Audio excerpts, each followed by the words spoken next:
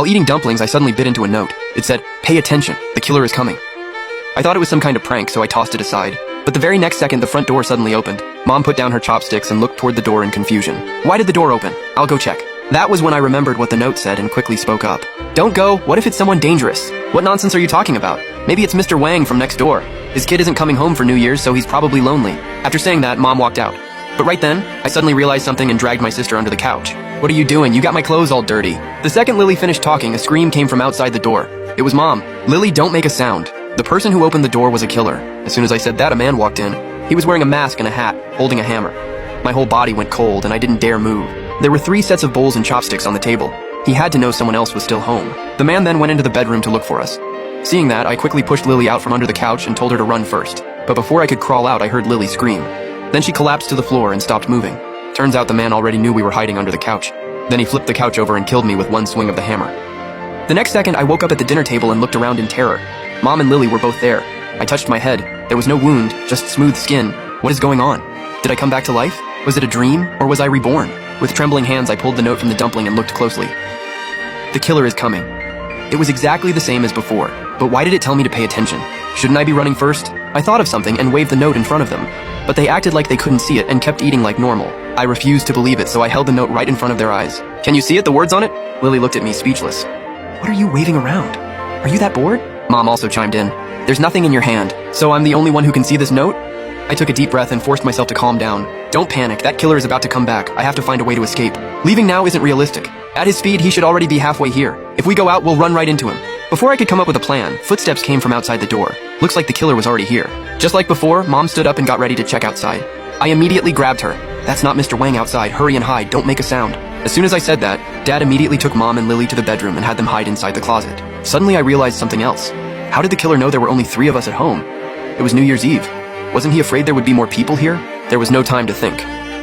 I quickly locked the bedroom door. But the closet could only fit 2 people, so I had to hide behind the curtains. The killer soon entered the living room. First, he walked up to the couch and flipped it over.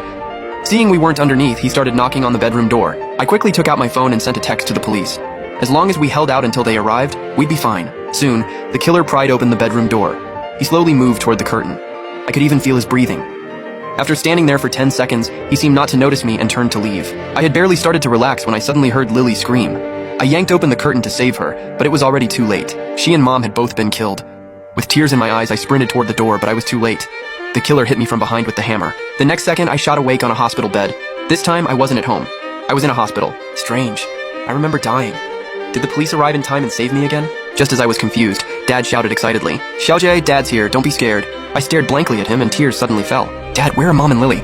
Dad cried and said nothing. Professor Han beside us suddenly interrupted. "Sorry to interrupt your reunion, but this is urgent. You need to remember right now." "What do I need to remember? Can you explain it clearly?" "Listen carefully. You haven't truly woken up. You're under hypnosis right now. Everything that just happened was your dream. After the killer committed the crime, he was never caught. All the nearby cameras were broken. You're the only survivor and you saw his face. Don't be scared. This is just a scene replay. Try hard to see the killer's face clearly, okay?" After hearing that, I finally understood everything. So this hospital is the first layer of the dream, and the crime scene is the second layer. A dream within a dream. Exactly. Since current hypnosis technology isn't advanced enough, using only one dream layer makes it hard to keep the loop going. So I used 2 layers to stabilize it. Are you ready to enter a new round of the loop? This time you must see the killer's face clearly. "No problem, start it now." As soon as I said that, everything went black and I lost consciousness. When I opened my eyes again, I was back home. This time, the message on the note had changed. "Don't be scared. This is all your dream. Try to see the killer's face clearly." No wonder Mom and Lily couldn't see the note. It was a reminder Professor Han gave only to me. My eyes stung. So Mom and Lily were already dead. Everything happening now was just a dream. Even if I changed the dream, I couldn't change reality. But I had to bring the killer to justice. First, I had to delay the killer from getting inside and buy enough time to set things up. So I had them move the dining table over and use it to block the door handle. That would make the lock harder to force open. Then we piled the couch and all kinds of junk by the door. Even if he got the lock open, clearing it would take time. But as soon as we finished piling things up, the door was smashed open with a hammer. Clear target, organized movements. This was not random at all. We were prey he had carefully chosen. I rushed into the kitchen like a madman, grabbed a knife and fought the killer, trying to rip off his mask. But he was freakishly strong and it felt like he knew exactly what I would do next. Soon, he slammed my face hard against the floor. Then he raised the hammer and killed me again. In the loops that followed, I never managed to pull off the killer's mask. Every time he killed me in a different way. On the 99th loop, I returned to the hospital room. I knew this was all still a dream. I hadn't woken up yet. Professor Han and Dad stood around me, their faces full of expectation. "Well, did you see him?" "No." The killer in the dream was wearing a mask. I couldn't pull it off. Dad looked at me with unbearable pain, then turned to Professor Han and said, "This is too cruel. Maybe we should end the hypnosis." No. Before the hypnosis, Xiaojie kept telling the police he had seen the killer, but just couldn't remember for now. The police asked me to help him. Then Professor Han looked at me firmly. "Xiaojie, I believe you can do this. Can you try one more time? We'll stay with you the whole time. You're not going through this alone." Mom and Lily's faces appeared in my mind, and I nodded firmly. "I'm not scared, let's do it again." Another loop began. My eyes suddenly noticed a vent in the ceiling. If you weren't paying attention, you would never see it. This time, I had Mom and Lily hide in the bathroom. Even though I knew it was a dream, I still couldn't bear to watch them get killed. After dozens of loops, I finally set my sights on the vent.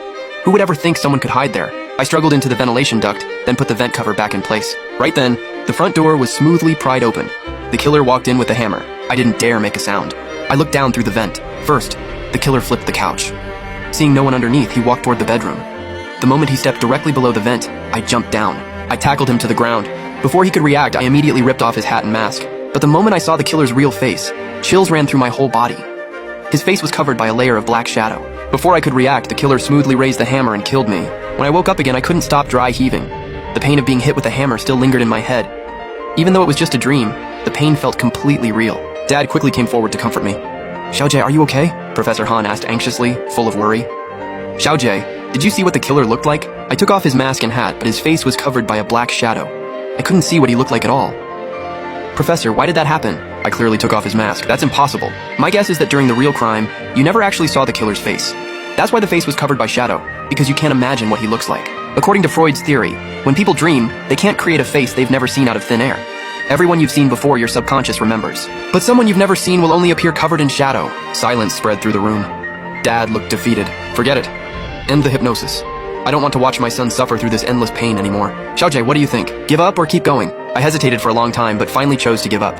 After being hypnotized so many times, my brain felt like it had been stirred with a stick. It hurt like crazy. Wait, my eyes suddenly snapped open. Professor Han had just said I couldn't create someone in a dream if I'd never seen them before. I suddenly realized something, and a terrifying answer instantly surfaced in my mind. I slowly raised my head, stiff inch by inch. So that's it. I know who the killer was. The killer knew this house too well, even better than I did. He knew that with my and Lily's build, we could curl up under the narrow couch. He knew the closet at home could hide 2 people. He even knew that only 3 people were home that night. All of this was too much of a coincidence. So much that it couldn't be one. That meant he had to be deeply connected to our family. So who else could it be? A terrifying thought appeared in my mind. My eyes turned red, and my fingernails dug hard into my palm. Dad looked at me excitedly. "Xiaojie, what did you say?" "You know who the killer is?" "That's right. But before I say the answer, can I ask you one question? You have to answer me honestly. What do you want to ask?"